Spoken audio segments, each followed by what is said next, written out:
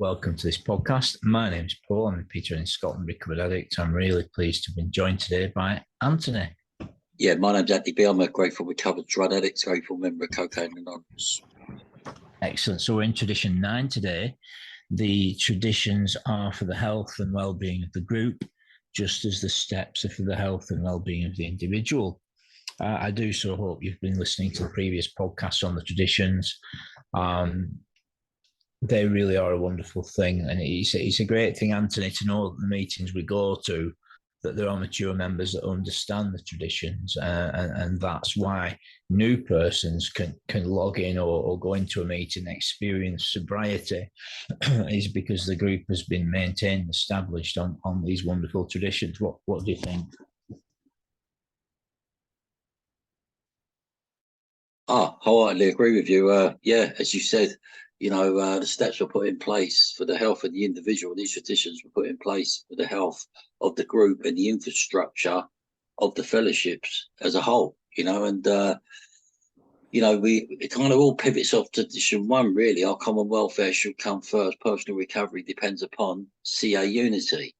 And it's great that we've got these traditions put in place. I mean, there's 36 principles, the steps, traditions, and the concepts, but these traditions are key to the lifeblood of the fellowship, and the lifeblood of the individual, because we got to make sure that, the threshold's open, the login button's there to come in on the Zoom as well, and that's why these were put in place.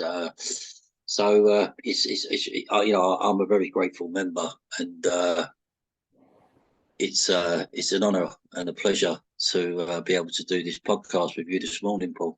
Well, I appreciate it too, Anthony. And yes, absolutely. And I just want to say, if there's anyone that's new, perhaps still struggling with drinking and drugging, using, boozing, please check out the other podcasts on this channel. Feel free to comment on this wherever you're at in your sobriety. Reach out for support. We have sponsorship lists. There's probably over 600 Zoom meetings on at this very moment where the message of hope, faith, courage, and freedom is being carried. Please listen to the other podcasts and reach out for some support and come along to some meetings. So without further ado, today, the other thing to mention, Anthony, is that we will be having on the screen a little bit later some information about meetings, how to get to those meetings. Most of the meetings nowadays are on Zoom. So on Zoom, you don't need to put your camera on. Indeed, most people don't, nor are you obliged to speak. Conversely, if you want to participate and share, of course, you can do. So later on in this podcast, there'll be information about meetings on the screen.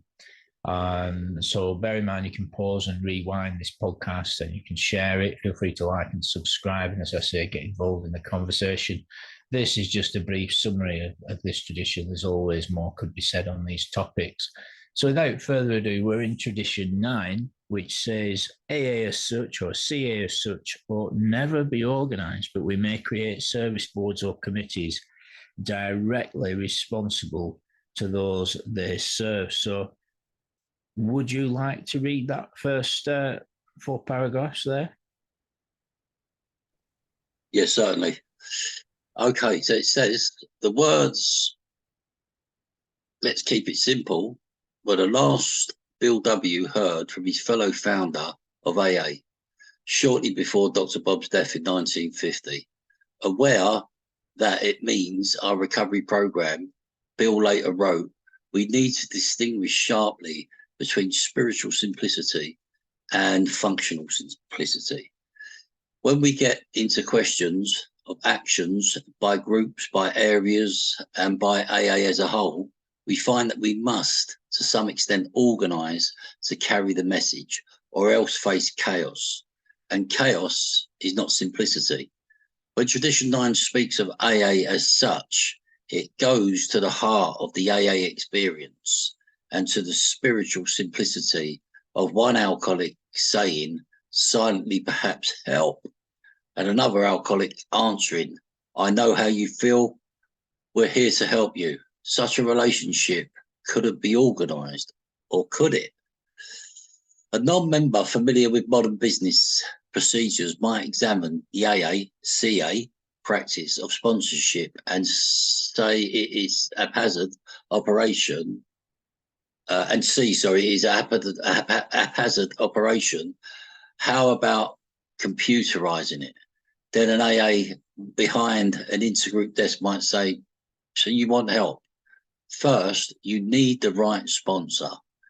We have personality profiles of all our sponsors fed into our computer. We'll match you up with the best one for you if you'll just fill out this questionnaire. Where are you going? Come back. That would be an attempt to organise. AA as such, please, nobody get any ideas. But in action by groups, we find that we do not need some degree of organisation. If everybody thinks somebody else is going to make the coffee, what's the result? No coffee. To avoid such a disaster, one or more members agree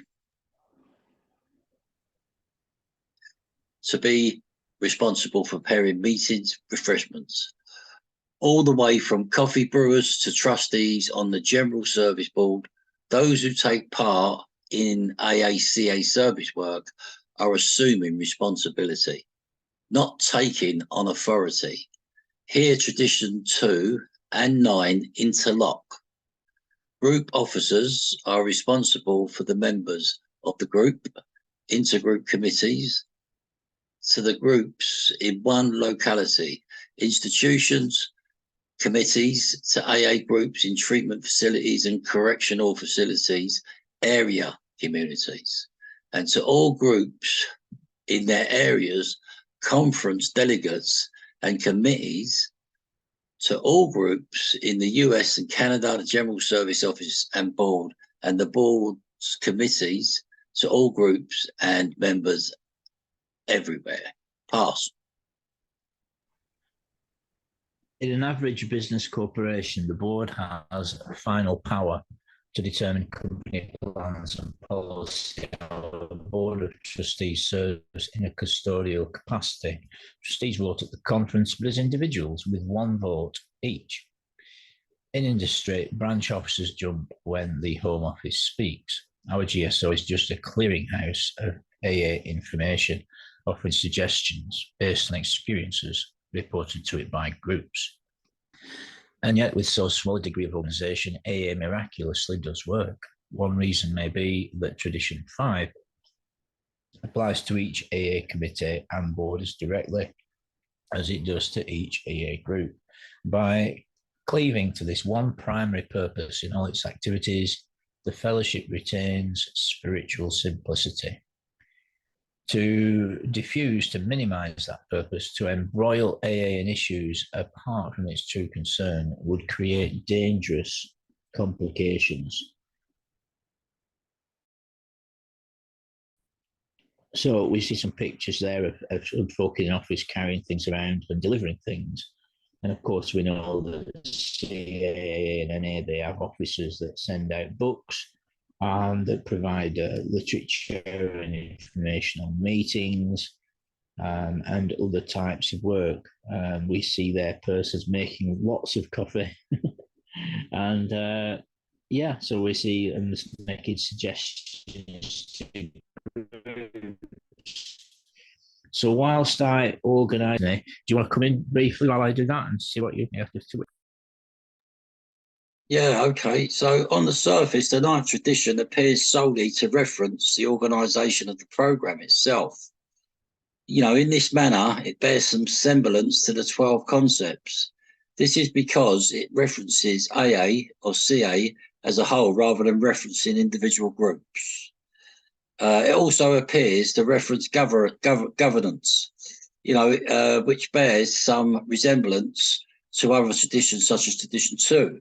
But while governance, may be the face of the ninth tradition, spiritual principles remain at the heart of it. Because when all is said and done, Tradition 9 illustrates the concept of the fellowship, So it says, we'll cover this in the greater detail. So, this may seem confusing at first, may refer to AA as an organisation. and the 12 concepts exist primarily to outline the manner in which this organisation should function. The 12 traditions, appear to exist for a similar purpose.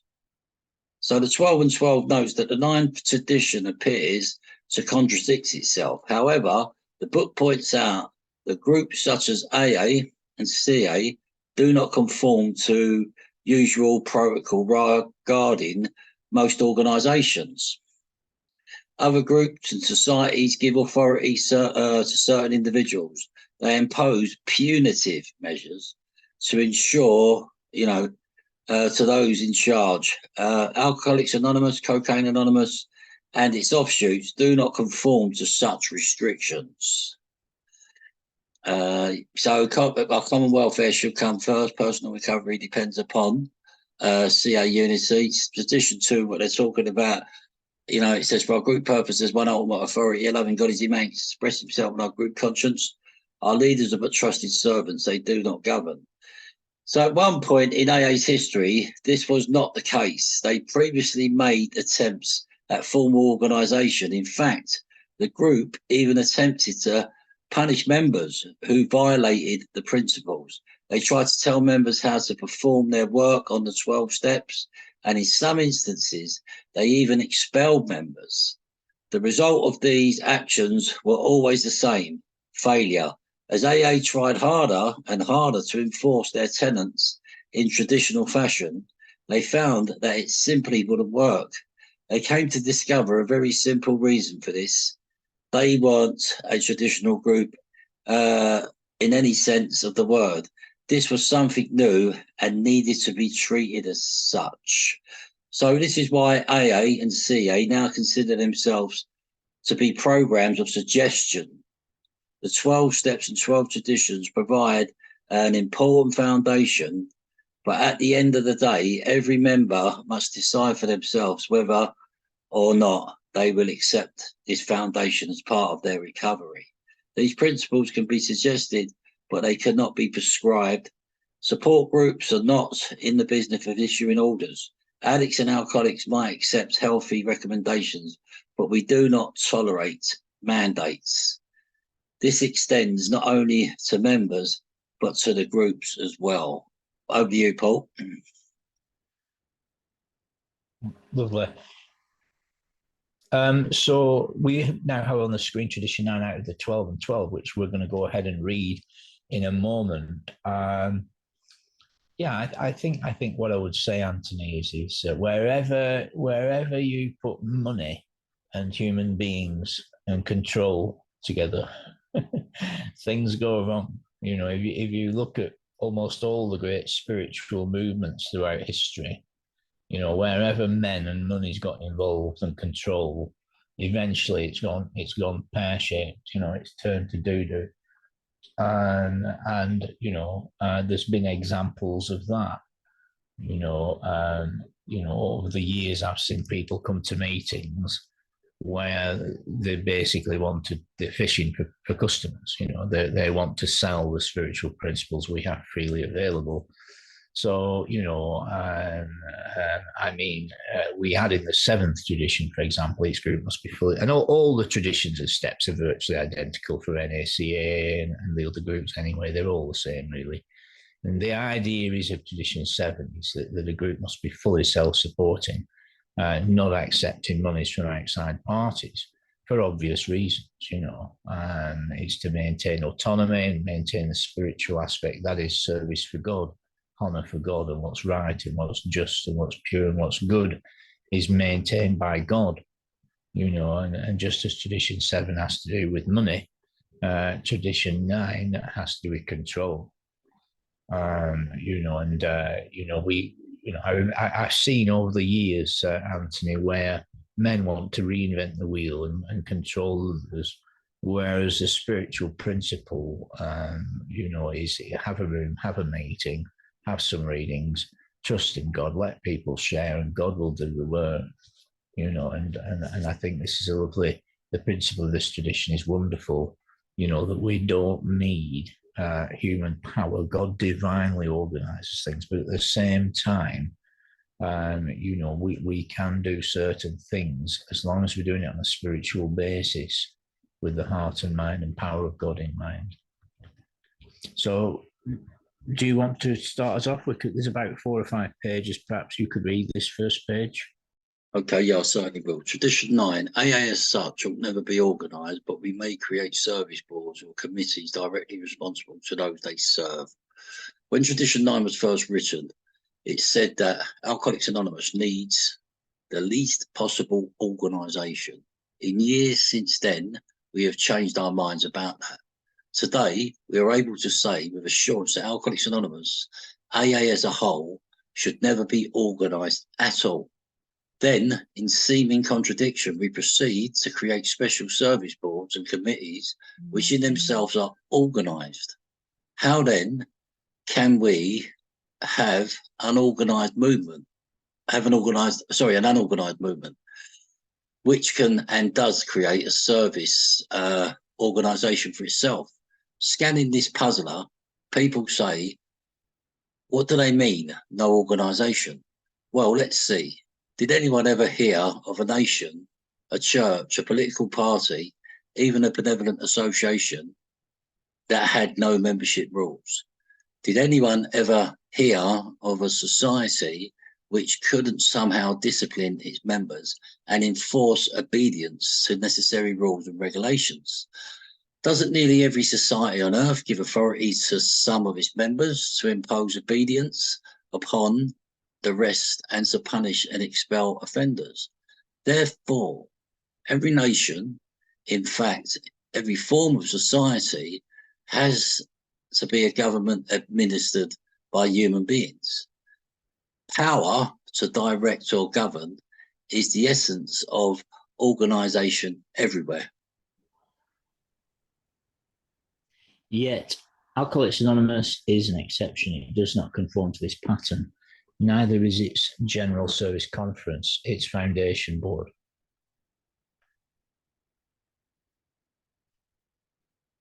AA is an exception. It doesn't conform to this pattern. Neither does its GSC, its General Service Conference, or its foundation board, nor the humblest group committee can issue a single directive to an AA member and make it stick, let alone mete out any punishment.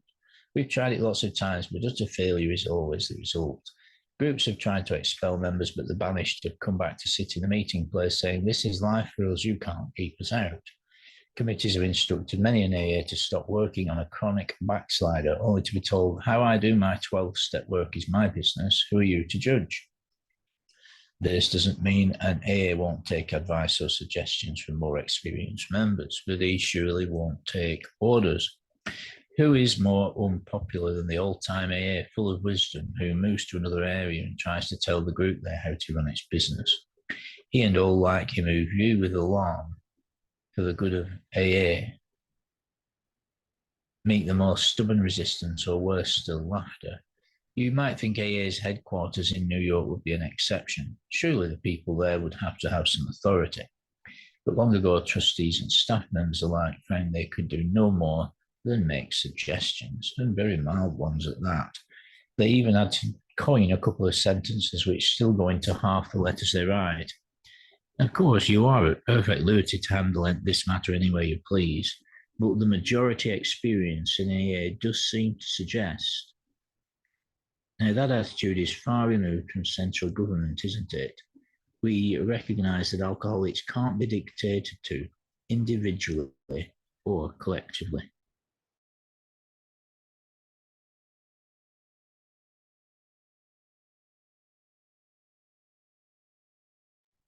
Over to you, Anthony. My apologies. At this juncture, we can hear a churchman examine. They are making disobedience a virtue. He is joined by a psychiatrist who says, definite brats. They won't grow up and conform to social usage. The man in the street says, I don't understand it. They must be nuts. But all these observers have overlooked something unique in Alcoholics Anonymous. Unless each AA member follows to the best of his ability our suggested 12 steps to recovery, he almost certainly signs his own death warrant. His drunkenness and dissolution are not penalties inflicted by people in authority. They result from his personal disobedience to spiritual principles. The same stern threat applies to the group itself. Unless there is an approximate conformity to AA's 12 traditions, the group too can deteriorate and die. So we of AA&CA do obey spiritual principles. First, because we must, and ultimately because we love the kind of life such obedience brings. Great suffering and great love are AA's disciplinaries. We need no others. It is clear now that we ought never to name boards to govern us, but it is equally clear that we shall always need to authorize workers to serve us. It is the difference between the spirit of vested authority and the spirit of service. Two concepts which are sometimes poles apart. It is in this spirit of service that we elect the AA Group's informal rotating committee, the intergroup association for the area, and the general service conferences of Alcoholics Anonymous for AA. As a whole, even our foundation, once independent board, is today directly accountable to the fellowship. Its trustees are the caretakers and expeditors of our world service. Well, just as the HAA member is personal sobriety, the aim of our services is to bring sobriety within each of all who want it. If nobody does the group's chores, if the area's telephone rings unanswered, if we do not reply to our mail, then AA, as we know it, would stop. Our communication lines with those who need our help would be broken. AA has to function, but at the same time, it must avoid those dangers of great wealth, prestige, and entrenched power which necessarily tempt other societies.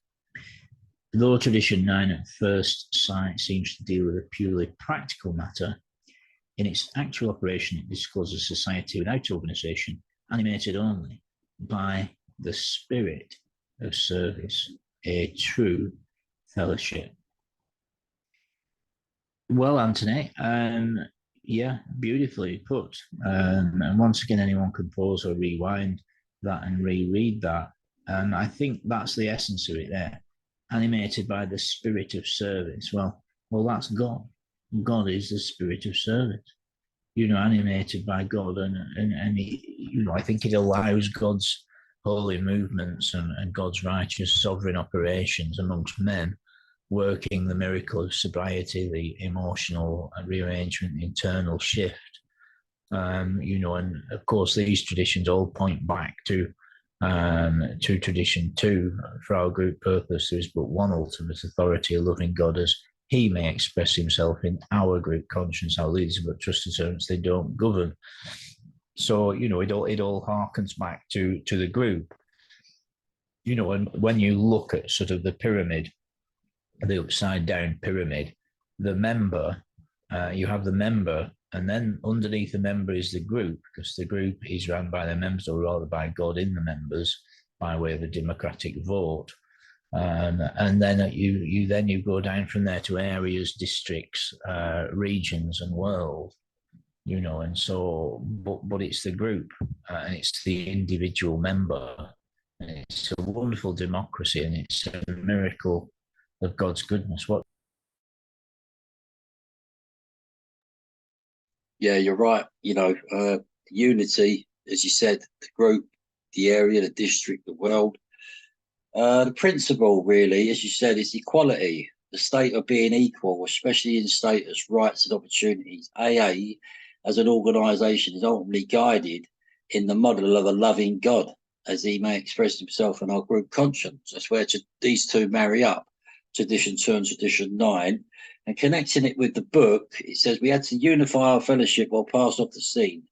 As we discovered the principles by which the individual alcoholic could live, so we had to evolve principles by which the AA groups and AA as a whole could survive to function effectively, that our leaders might serve but never govern.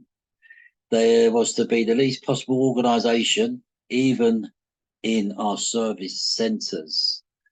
So, I'm looking at a Tradition 9 inventory checklist, and it says, as a group, do we refer to a strong personality, or do we let the minority opinion be heard? As a group, do we understand and use group conscience as our guide to decision making? As a group, do we hold our elected officers accountable as they serve as trusted servants?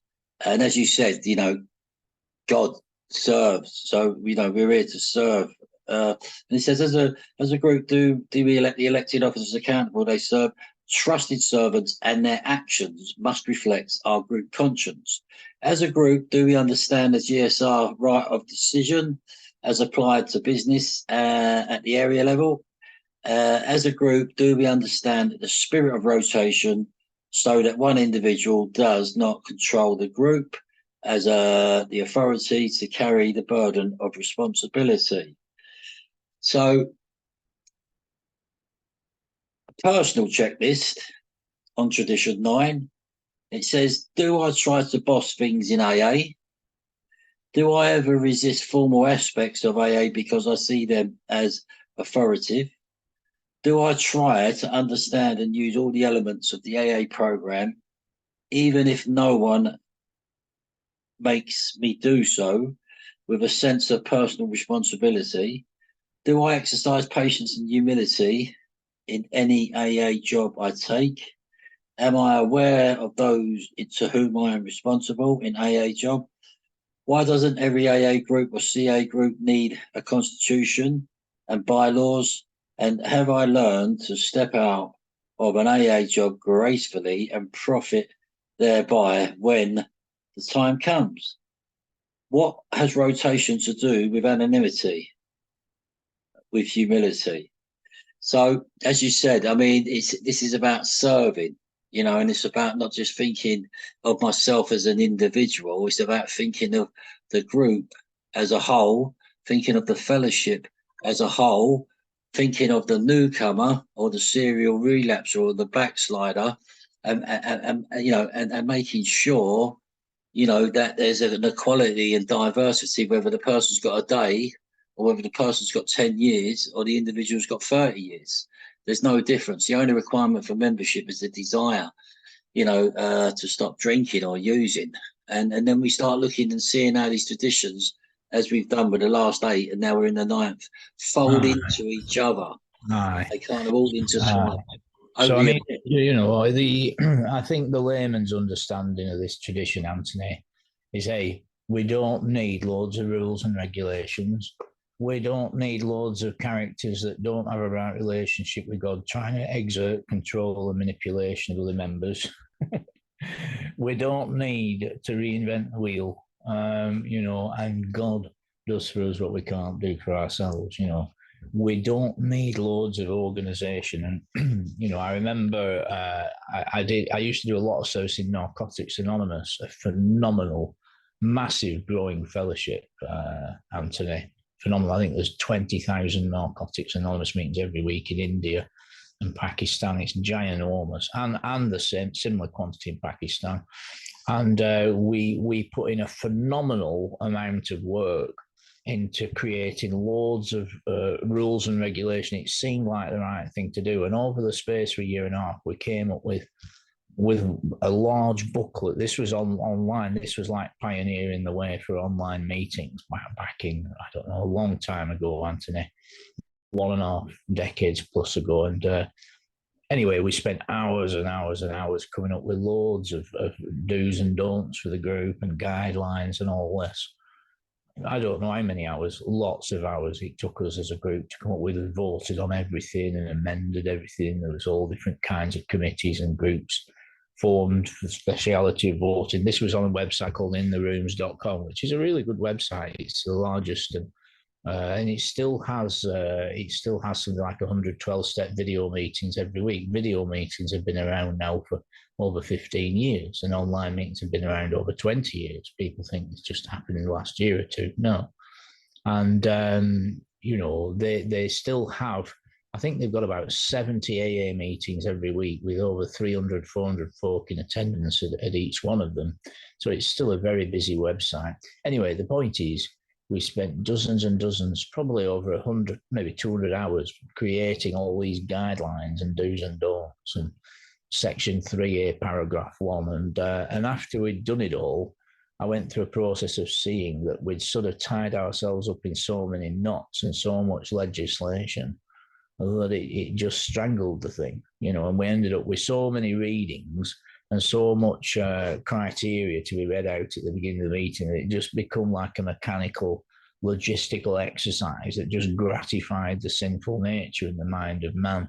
It just made people feel cozy that there was loads of like do's and don'ts. And the comeuppance of it, Anthony, was that there weren't much sharing time left. And there was lots of opportunity for members to say to the members, oh, you didn't quite do that, right? What about paragraph 2, sentence 3A?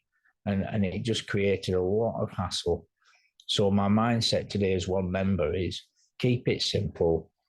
Yes, we do need some structure. Have a room, have some readings, let people share, let God do his work, So that does bring us to the end of this podcast, Anthony, my friend. I appreciate everyone listening. On the screen is some information about meetings where you can hear a message of hope and faith and power and freedom. So do come along to some meetings, get involved. As I say, you can reach out in the chat. We'll definitely respond to you wherever you see this posted on Skype or WhatsApp or indeed YouTube. There's lots and lots of meetings. You're very welcome at them. I want to say thank you to Anthony for giving his time to come along and share on Tradition 9 today. Thank you, Anthony. Are you still there? Oh, you're muted, Anthony. Particularly those in politics, alcohol reform, or sectarian religion. Oh. Okay, you've got something on in the background there, Anthony.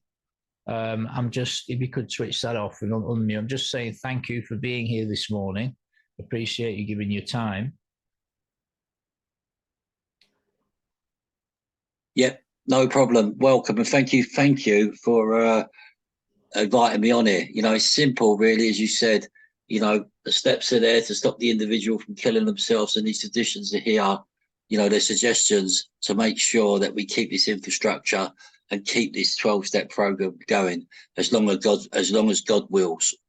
Absolutely. And thanks for your time, Anthony. And we'll be back soon with the podcast family. Stay strong, stay safe, stay in the solution. Shall we close with the Serenity Prayer? Yeah. Okay. So who's large and in charge? That would be God. God. Grant us the serenity to accept the things we can't change. Courage to change things we can.